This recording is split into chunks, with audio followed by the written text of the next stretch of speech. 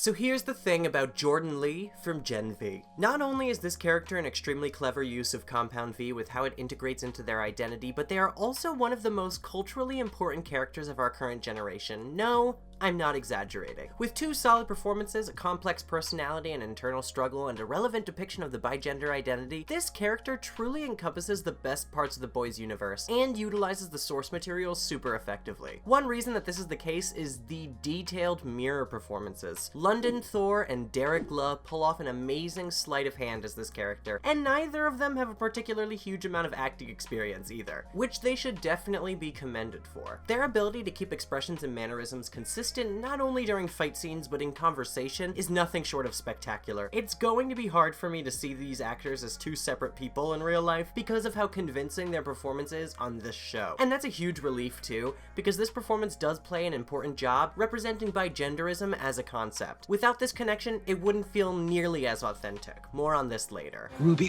whacks him clean in the face with a noir lunchbox. Knocked his front tooth out. Now that's spirit. I used to say, Jordan and Ruby, they're gonna be husband and wife. Whatever happened to her, Jordan?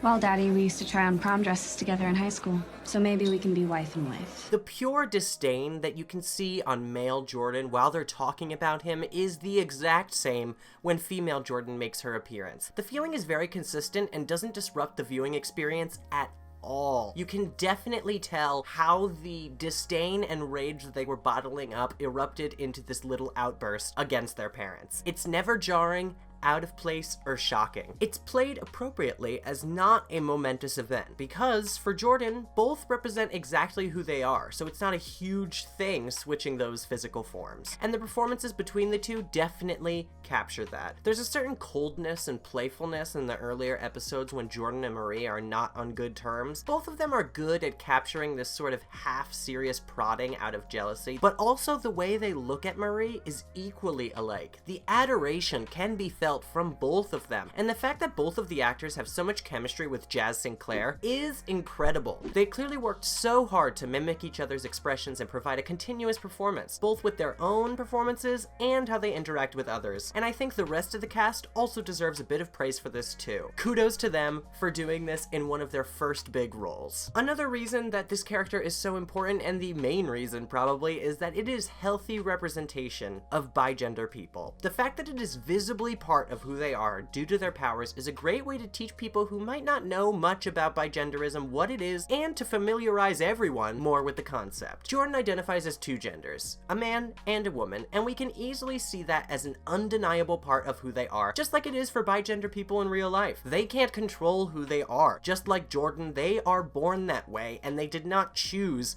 to be bigender. And I think this visual representation of bigenderism really helps everyone, me included, understand that feeling and what bigender people go through a little bit more than before. And it's not as if the V made Jordan bigender either. The show goes out of its way to clarify that this is how Jordan has always been, since they were a child. I'm not a boy, Dad. But you are. I thought we were giving you a gift with Compound V. You did give me a gift. Can we please not talk about this? For you, maybe. I'm just the kid addicted to their PlayStation.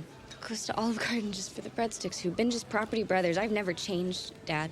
I've always just been me. Whether or not they had powers, they were going to be bigender. The V just allows them to physically make that transition in an instant, which is why Jordan views it as a gift, and their father doesn't. Not to mention that there is almost no representation for bigender people in any media. Like, I'm pretty sure Jordan is pretty much the only one, besides apparently this one character from a dating sim. Can't say I've played it, not really my scene. Not only this, but they have a relationship with the main character. That is huge, to have a bisexual person dating a bigender person on an internationally broadcast television show. Regardless of how you feel about this show, this is a landmark moment and will definitely be remembered in the history books. It is so important for representation, and I think it moves us a big step forward, especially since it's done so naturally. There are hints before they get together and lots of flirting between Marie in both male and female Jordan. Like I mentioned before, the chemistry is great on all sides, so this relationship doesn't really feel feel forced.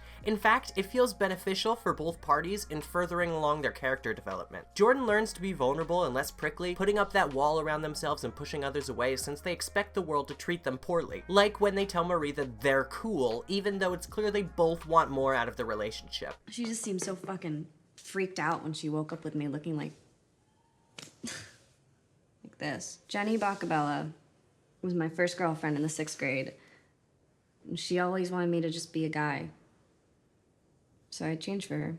They don't want to open themselves up to be hurt if Marie can't understand them fully, like most of the people in their lives thus far haven't. And Marie learns to prioritize herself more and not to give everything to the hero endeavor. She does have to watch her own back and learn to prioritize her own career, or else she's going to get bit. They both really just started these storylines, but I love that they're beginning to develop because of one another. That is how to write a truly great romance plotline. Not to mention that it's sort of an enemies to lovers thing. Gotta love that trope. The fashion choices for Jordan are also very tasteful and non-gender specific, so that male and female Jordan wear the same things effortlessly. And they both look great in them. I love the necklace with the pearls and a chain symbolizing both aspects of their identity. It's a very subtle but smart visual clue into how they view themselves. Like I said, every aspect of this character is so well thought out. Especially the in-depth conflicts about their own identity. Not just with their parents, but with them transforming into male Jordan to make a point, or to have sex with Marie, for fear of not being accepted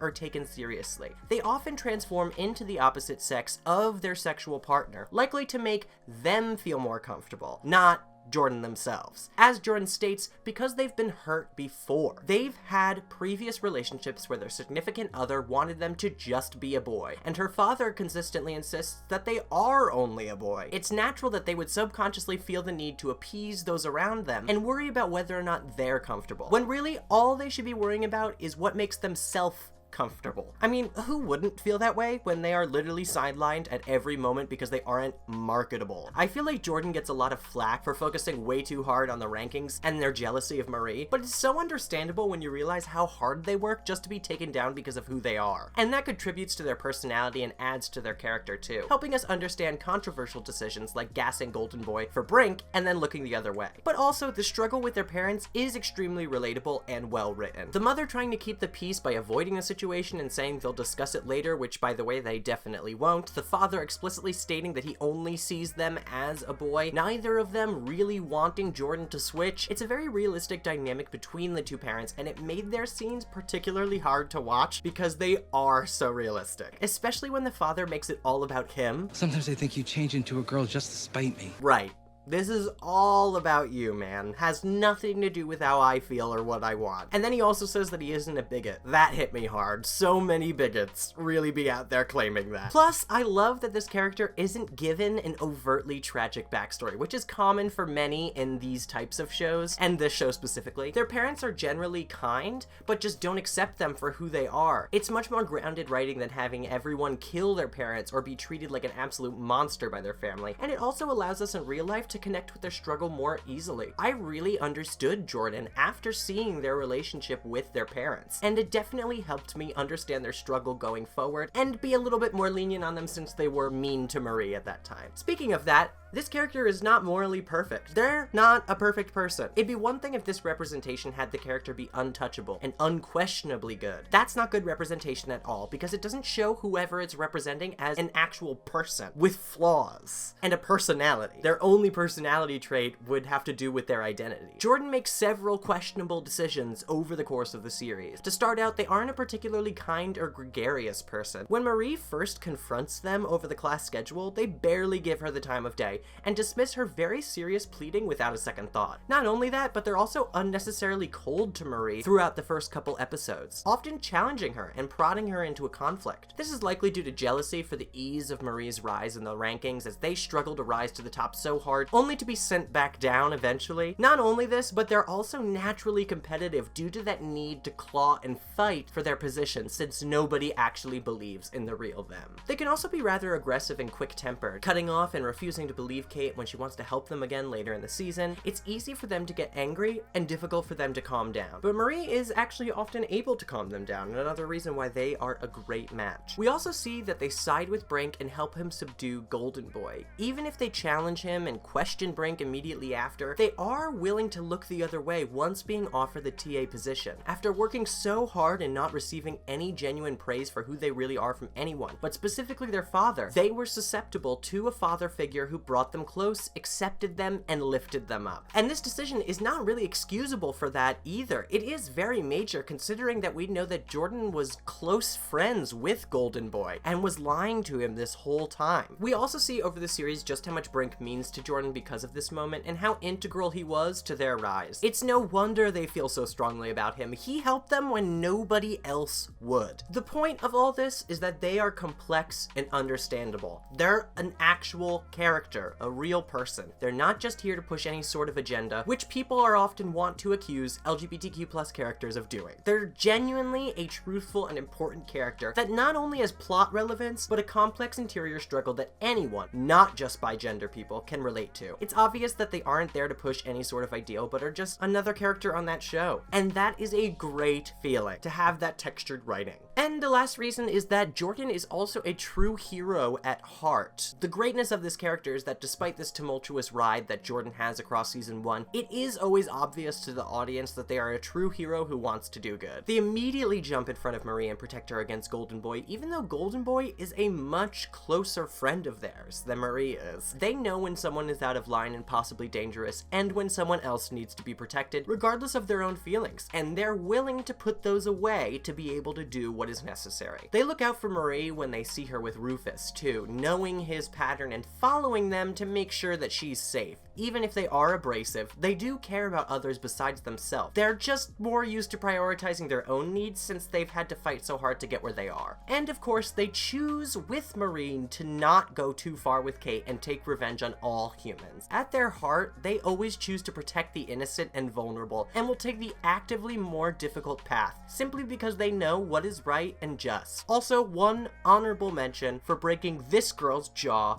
because she fucking sucks. That is some hero behavior right there. But anyway, I hope you enjoyed this video, and I hope it gave you a little perspective why I think this character is so important and so well written, not just for representation's sake. If you have any other ideas for videos I could do from Gen V or the boys, please leave those ideas in the comments below and let me know what you thought about this one. And if you want to support us further, you can go to patreon.com/PosiTVty. That's PosiTVty. There you get all these videos weeks before they go up on YouTube. You get to vote on what you want to see on the channel, and you get the full reaction so you can watch whatever we are watching along with us, and you can join for free. So if you want free previews of the videos, that's a cool way to get them too. So go ahead and support us there, but also any support you give us really means a lot, and we will see you for the next video essay or other stuff.